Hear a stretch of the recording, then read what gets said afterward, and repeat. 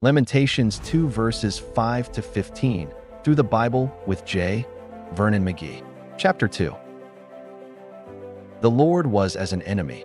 He hath swallowed up Israel. He hath swallowed up all her palaces.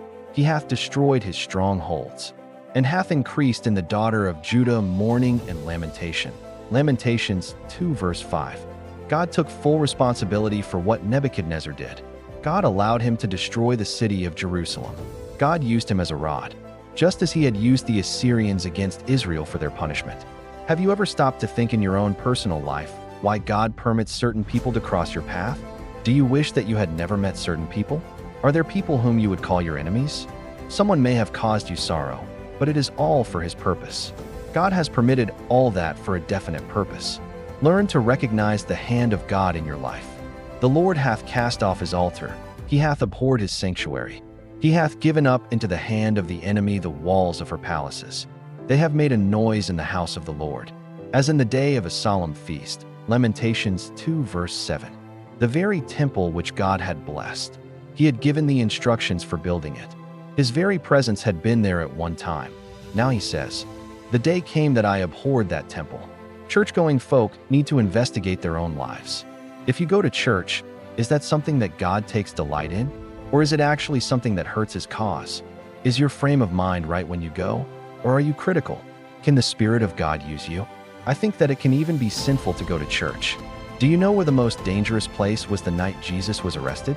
Was it down with that bunch of rascals who were plotting his death? No, my friend. The most dangerous place that night was in the upper room where Jesus was. Do you know why? Satan was there. He put it into the heart of Judas Iscariot to betray him. And he also got into the heart of Simon Peter to deny him. Just because you are going to church doesn't mean you are pleasing God. The elders of the daughter of Zion sit upon the ground and keep silence. They have cast up dust upon their heads. They have girded themselves with sackcloth. The virgins of Jerusalem hang down their heads to the ground. Lamentations 2 verse 10. All the people went through the outward gyrations of grief. But notice how Jeremiah was affected. Mine eyes do fail with tears. My bowels are troubled. My liver is poured upon the earth, for the destruction of the daughter of my people. Because the children and the sucklings swoon in the streets of the city. Lamentations 2 verse 11. Mine eyes do fail with tears. He cried so much he couldn't even see.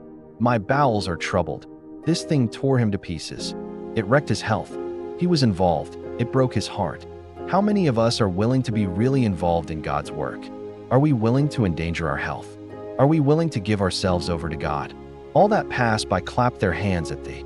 They hiss and wag their head at the daughter of Jerusalem, saying, "Is this the city that men call the perfection of beauty, the joy of the whole earth?" Lamentations 2 verse 15. The enemy without is elated at the misery of Jerusalem. I am sometimes severe in my comments about the condition of the church in our day. I am retired from the active pastorate, although I am not retired from the work of God, and I need to ask myself how involved I am with my brethren who are in the ministry. When I see the problems in the church today, is it nothing to me? Do I just sit on the sidelines as a critic, or does it bring sorrow to my heart? I can say that I have been moved, and I want to be an encouragement to the many wonderful Bible-teaching pastors in our country. It is too easy to be harsh in our criticism when it means nothing to us at all.